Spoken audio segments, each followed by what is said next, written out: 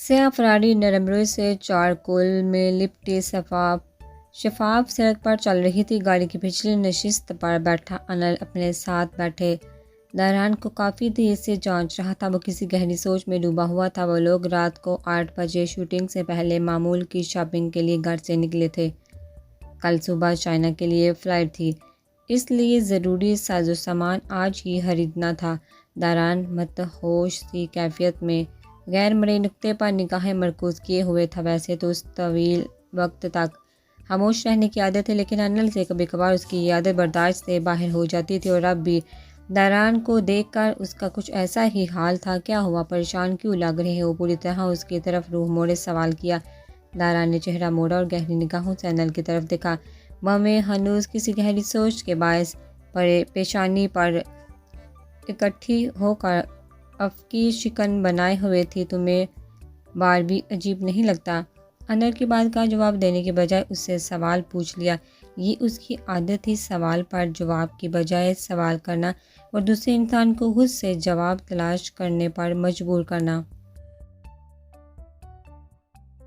لیکن اس وقت کیا گیا سوال عجیب تھا کہ اس کو باربی کیوں عجیب لگا، حالانکہ آج تک سب کو وہی عجیب لگتا تھا۔ مطلب؟ انل نے کندھے اچکائے۔ مطلب مجھے کچھ عجیب لگتا ہے، پر پرتجسس لہجہ۔ انل نے نہ سمجھی نگاہوں سے سموئے دیکھا۔ سیم گاڑی کو سرخ بتی جلنے کے باعث سگنل پر روک چکا تھا۔ ہاربی کے پاس کتنی سپر ہٹ فلمیں ہیں؟ پھر سے اسی انداز میں حیران بیٹھے انل سے سوال کیا۔ انل نے بوے اٹھائے اور لبوں کو گلائی رخ گھماتے ہوئے چند سیکنڈ پوچھا، پھر ناکام ہو کر اس کی طرف دیکھا۔ اب وہ ہاربی کی سپر ہٹ فلموں کی گنتی تو ہرگز نہیں جانتا تھا۔ سب سپر ہٹ ہیں اور یہ والی بھی سپر ہٹ ہی جائے گی۔ کیوں ایسا کیوں پوچھ رہے ہو؟ متوازن لہجے میں جواب دے کر تشویش ظاہر کی۔ لیکن میرے حساب سے پھر بھی کچھ گڑبڑ ہے۔ اس کے پاس اتنی دولت کی ریل پھر صرف چند سپر ہٹ فلمیں دے کر وہ کیسے بہت ساری پروڈکشنز کمپنی کو پیچھے چھوڑے ہوئے ہیں؟ یہ داران نے تھوڑی سہلائی اور آنکھوں کو سکوڑا۔ انل نے گہری سانس لی۔ اچھا، تو وہ تب سے ان سوچوں میں گم تھا۔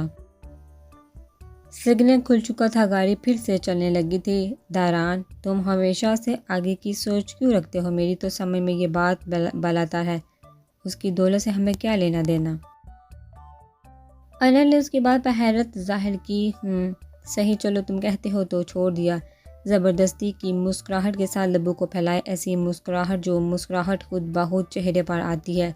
وہ تو شاید کبھی اس کے چہرے پر آئی نہیں تھی، لیکن اس دنیا میں مسکراہٹ نامی چیز اکثر جگہوں پر استعمال کرنی پڑتی ہے، اسی لیے اس نے ایک جھوٹی مسکراہٹ لبوں پر سجانا سیکھ لیا تھا، جیسے بوقت ضرورت میں استعمال کرتا تھا۔ اس مسکراہٹ کا ساتھ اس کی آنکھیں کبھی نہیں دیتی تھی۔ موبائل کی بجتی رنگ ٹون پر انل نے چونک کر ہاتھ میں پکڑے موبائل کی طرف دیکھا۔ رینا کال کر رہی ہے، بار بار تم چینجنگ روم میں تھے تب بھی آئی تھی کال۔ انل نے موبائل پر ہی نگاہیں جھکائے ساتھ بیٹھے داران کو بتایا۔ تم بار بار کرتے ہو، اس پار لہجے میں ترکی باتر کے جواب دیا۔ اٹس ناٹ فیئر داران، شی لوز یو۔ انل نے مصنوعی آنکھیں نکالی۔ رینا بریولی ہلز میں سے ایک مشہور دولت مند بزنس مین کی بیٹی تھی اور داران پر بری طرح فدا تھی۔ کوئی بھی شوبز تقریب ہو یا کچھ بھی، وہ ہر جگہ موجود ہوتی تھی۔ اس کے اثر و رسوخ اتنے تھے کہ وہ داران کے پیشہ ور فون نمبر تک رسائی پا چکی تھی اور اب آئے دن کالز کرتی رہتی تھی۔ اگر اس طرح کے لو کا خیال رکھنے بیٹھ گیا تو بس پھر کیا، میں متوازن لہجے میں جواب دیا اور اٹھ کر سیدھا ہوا۔ نگاہیں سڑک کی دائیں طرف موجود مونگولیا بیکری پر جم گئی تھی۔ یہ بیورلی ہلز کی مشہور بیکری تھی جو اپنے ٹیسٹ کی وجہ سے مشہور تھی۔ بیکری کے پاس رکو، داران نے لبوں پر انگلیاں رکھتے ہوئے ڈرائیور کو حکم صادر کیا۔ ڈرائیور حکم سے پہلے ہی گاڑی کو ایک طرف لگا رہا تھا، کیونکہ وہ جانتا تھا اس سڑک پر داران کبھی رکے بنا نہیں گزرتا تھا۔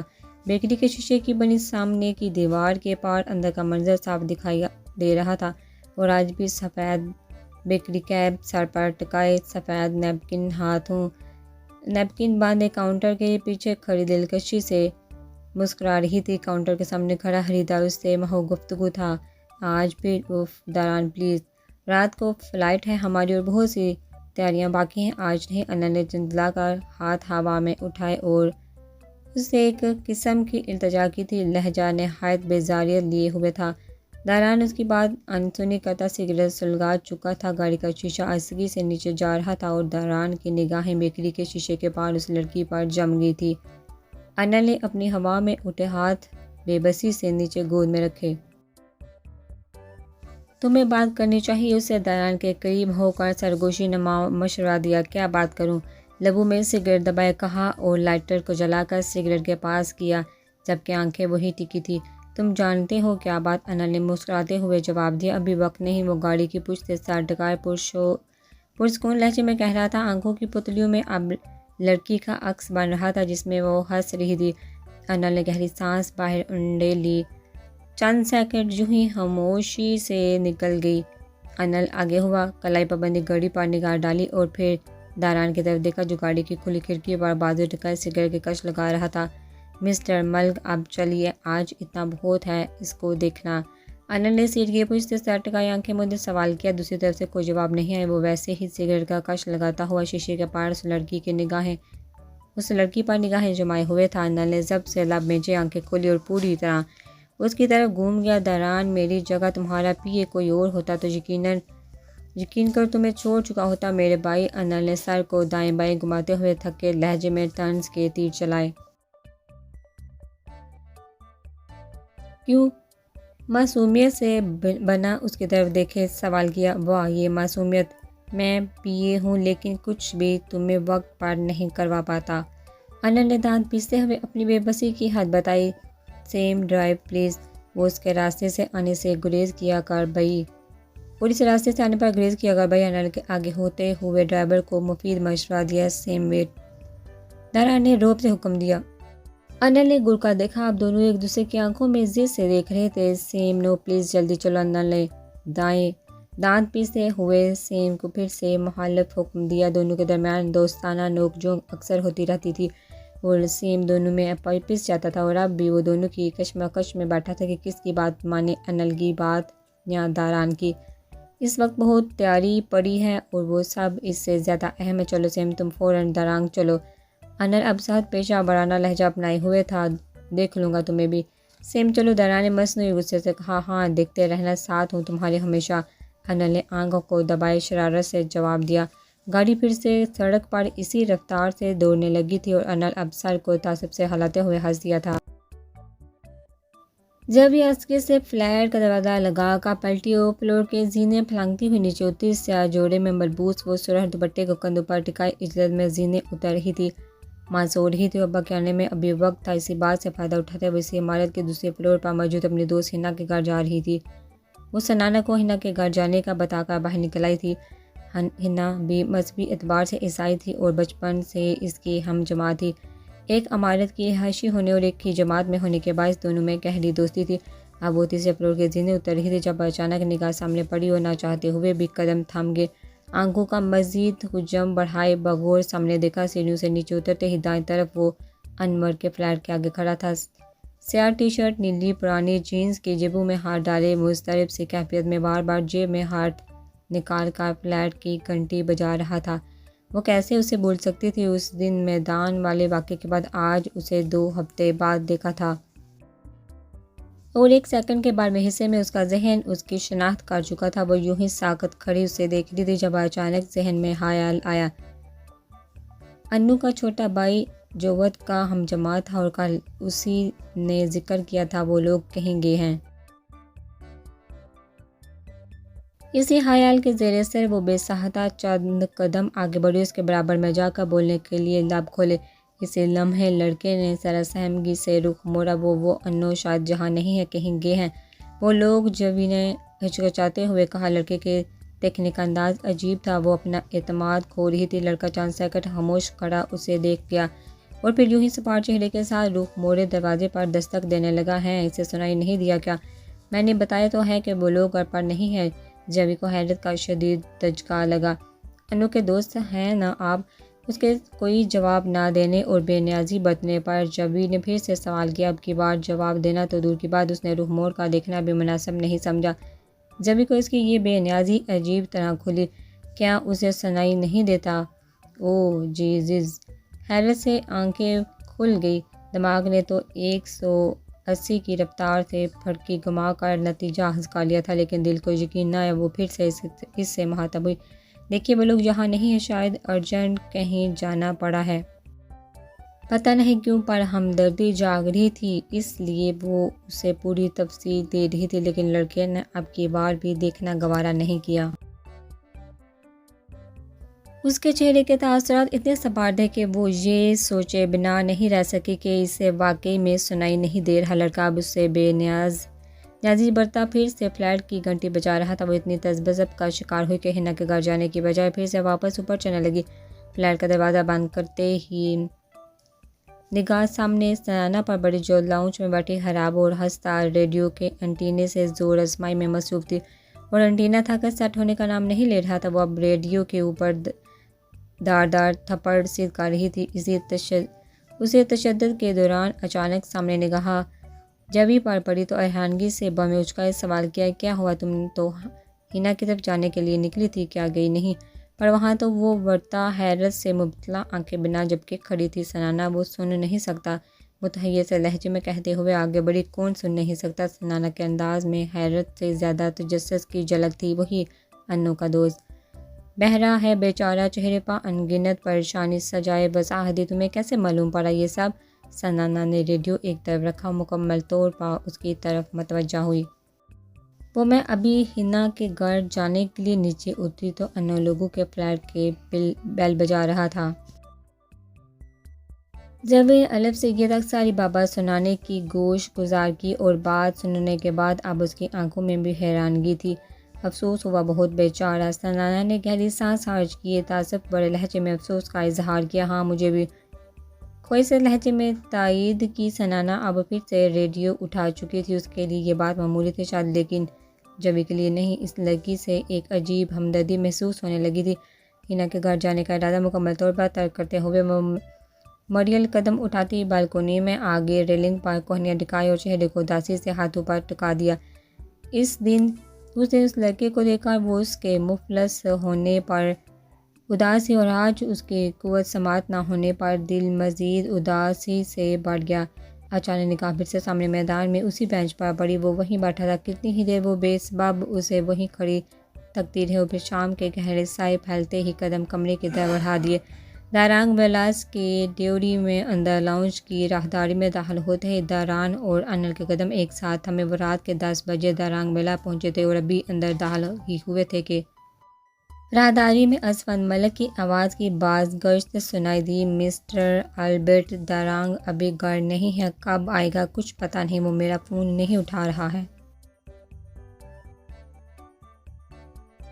آپ پلیز ابھی چلے جائیے یہاں سے، مجھے دارانگ میں کوئی تماشا نہیں چاہیے، اسفند ملک کڑھت لہجے میں کسی پر بول رہے تھے۔ دارانگ نے تیزی سے قدم آگے بڑھائے، ساتھ ہی انل نے بھی تجسس میں قدم مزید تیز کیے۔ جیسے ہی راہداری سے آگے وہ دونوں حالما اس بڑے سے لاؤنج میں داخل ہوئے، سامنے ہی ولیم البرٹ اپنے 5-6 سیکورٹی گارڈ کے ساتھ غصے اور رعب میں بڑا کھڑا تھا۔ اس کے بالکل سامنے ملک اسفند اور روبی مضطرب کھڑے تھے۔ نہیں، میں یہاں سے بات کیے بنا نہیں جاؤں گا، بلاؤ اس کو، ولیم البرٹ نے دو ٹوک لہجے میں اونچی آواز میں اپنا فیصلہ سنایا۔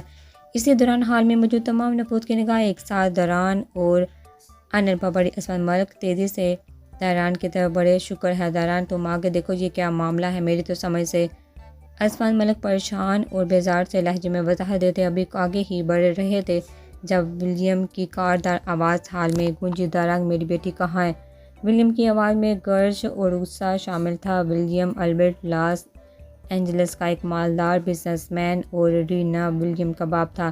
داران اور انل کی آنکھیں ایک ساتھ حیرت میں بھری، جبکہ ولیم غصے میں بپھڑا ہوا داران کی طرف بڑھا، میری بیٹی رینا، اس کا پوچھ رہا ہوں تم سے، کہاں ہے وہ؟ تمہیں پتہ بھی ہے اس نے کیا کیا؟ ولیم نے آنکھیں نکالتے ہوئے چبا چبا کر سوال پوچھا۔ داران نے جواب طلب کرنے کے لیے بولنے کی بجائے ایک آبرو اچکایا، رینا نے تمہارے لیے اسلام قبول کر لیا ہے اور وہ کل سے گھر سے غائب ہے۔ کہاں ہے میری بیٹی؟ ولیم اب آپے سے باہر ہو چکا تھا اور یہ انوکھا انکشاف کرنے کے بعد غصے سے آگے بڑھے۔ اس سے پہلے کہ وہ داران کا گریبان تک پہنچتا، انل نے فوراً اس کے اور داران کے بیچ حائل ہو کر اس کے سینے پر ہاتھ دھرا۔ آرام سے مسٹر ولیم، دارانگ کیسے جان سکتا ہے آپ کی بیٹی کہاں ہے؟ ہم ابھی باہر سے آ رہے ہیں اور صبح فلم کی شوٹنگ کے لیے نکلنا ہے ہمیں۔ داران کی بجائے انل نے ناک بینجس سخت الفاظ میں جواب دیا۔ 1 سیکنڈ کے توقف سے پہلے کہ ولیم مزید کچھ بولتا، انل نے کچھ یاد آنے جیسے انداز میں ہاتھ پیشانی پر رکھا۔ 1 منٹ۔ انل نے تیزی سے موبائل اسکرین پر انگلیاں چلائی۔ رینا کی بار بار فون کرنے کا مقصد اب سمجھ آ رہا تھا۔ ولیم اب بھی داران کی طرف ہونہار نگاہوں سے گھور رہا تھا اور اسی کی پیشانی پر جہاں بال مزید گہرے ہو رہے تھے وہاں کنبٹی کی رگیں بھی ابھرنے لگی تھی۔ ذہن میں ولیم کی بات ہتھوڑے کی طرح لگی تھی، رینا نے تمہارے لیے اسلام قبول کر لیا ہے۔ انل اب جب فون کان سے لگائے کھڑا تھا، دوسری طرف رینا نے بہت جلد فون اٹھایا۔ ہیلو۔ انل نے رسم ہیلو کہتے ہی موبائل کا اسپیکر آن کیا، فون کو ہاتھ میں سیدھا پکڑ لیا۔ مجھے داران سے بات کرنی ہے، رینا کی آواز فون سے ابھری۔ وہ ازردہ لہجے میں داران سے بات کرنے کی خواہش ظاہر کر رہی تھی۔ ولیم کی پیشانی پر ابھری شکن اور روب بک سے اڑا۔ داران نے لب بیچے ایک نگاہ ولیم پر ڈالی اور جیب سے ہاتھ نکالتا بڑے وقار سے انل کے ہاتھ میں پکڑے فون میں کے قریب ہوا۔ ہیلو، باریک خوردار بیزار لہجہ، دوسری طرف تو جیسے اس کی آواز نے رینا کو پرجوش کر دیا تھا۔ داران پلیز مجھ سے بات کرو، میں ملنا چاہتی ہوں تم سے۔ دیکھو میں نے کیا کیا، آج تمہارے پیار میں اسلام قبول کر لیا، میں تم سے شادی کرنا چاہتی ہوں۔ وہ ایک ہی سانس میں اپنی ساری بے تابیاں اور قربانیاں بیان کر گئی۔ ولیم کا چہرہ ندامت اور غصے سے سرخ ہوا، وہ بمشکل خود کو ضبط کرنے پر مجبور کیے ہوئے تھا، مگر جس کے لیے رینا نے اپنا مذہب تک تغیر کر دیا تھا وہ تو خون اشام نگاہوں سے فون کو کچھ یوں گھور رہا تھا جیسے بس چلے تو یہیں سے گردن دبوچ کر رینا کو باہر نکالے۔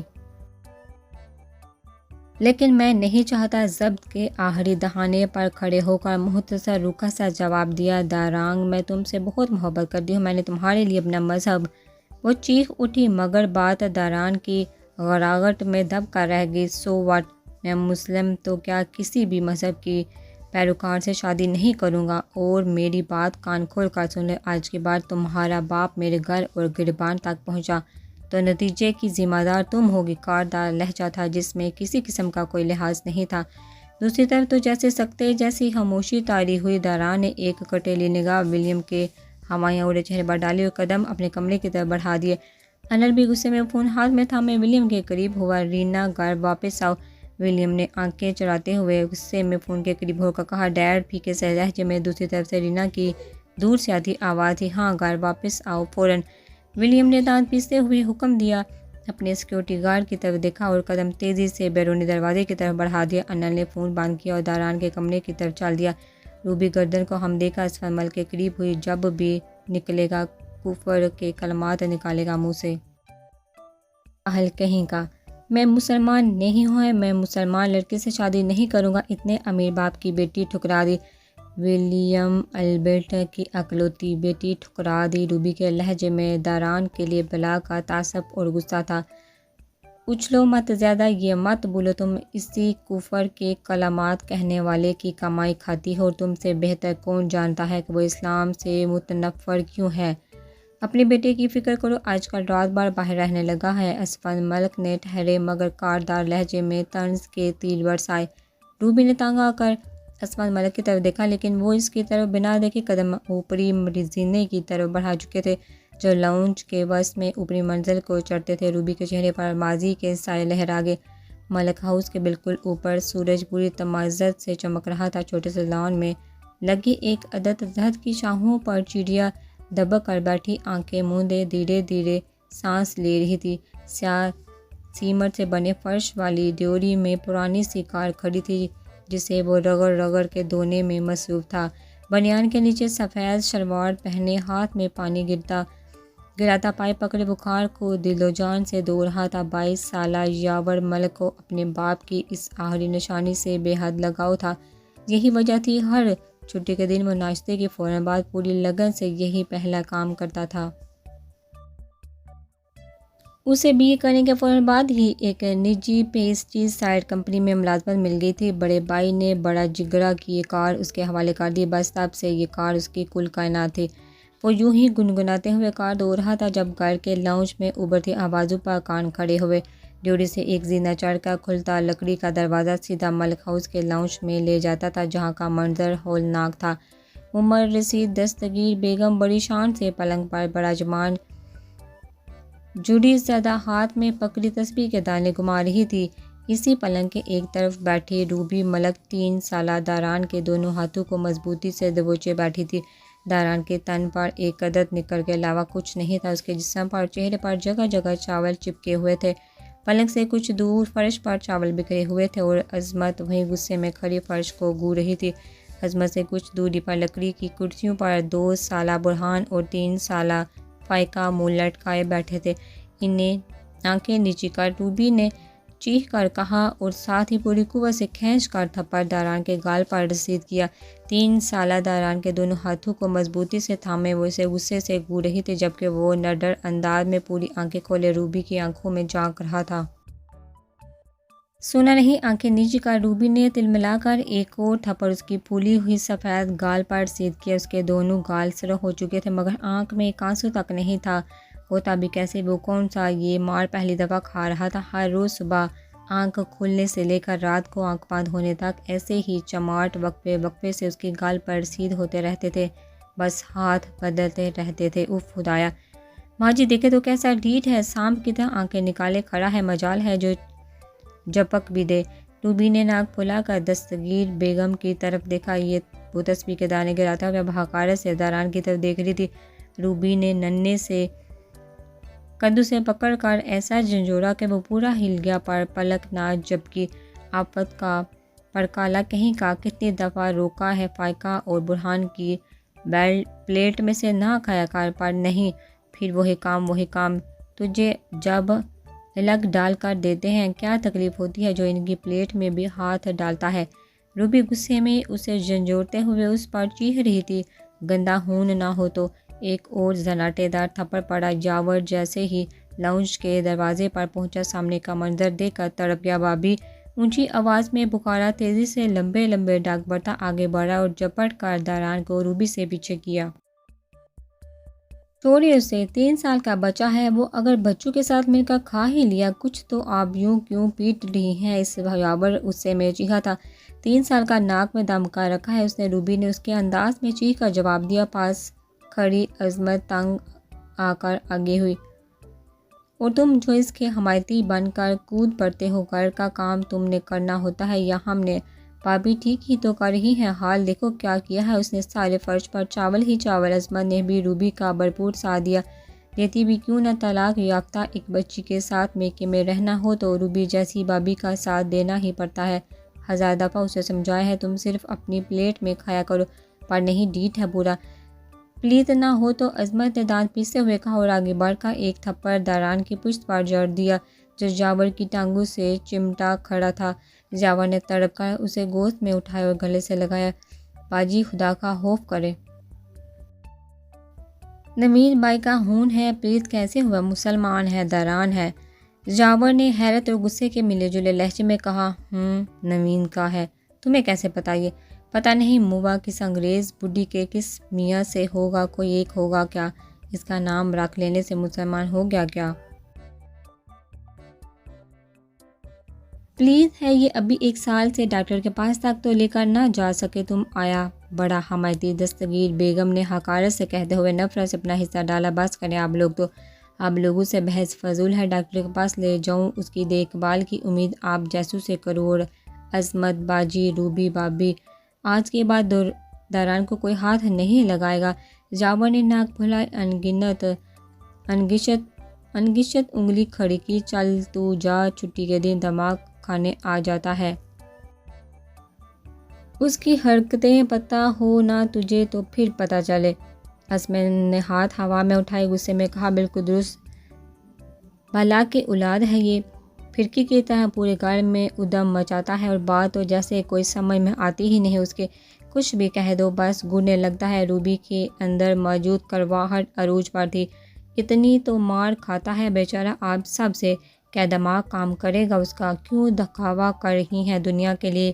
اس سے اچھا کسی یتیم خانے میں چھوڑ آتے اس کو۔ جاور دلہراش لہجے میں چیخ اٹھا، ہاں تجھے بہت خدا ترسی ہے نا، تو کیوں نہیں لے لیتا گود؟ روبی نے ناک چڑھائی، لے لوں گا بھابی، میں لے لوں گا، بس اب میں شادی اسی لڑکی سے کروں گا جو اسے قبول کرے گی۔ جاور نے تن کر جواب دیا۔ روبی کا رنگ ایک دم سے پھیکا پڑا، یہ تو اسی کے سر پڑ گئی تھی۔ اب جاور نے اگر اس کی بہن سونی سے شادی سے انکار کر دیا تو جاور دھاران کو سینے سے لگائے کمرے میں جا چکا تھا، جبکہ وہ دم بہودہ کھڑی تھی۔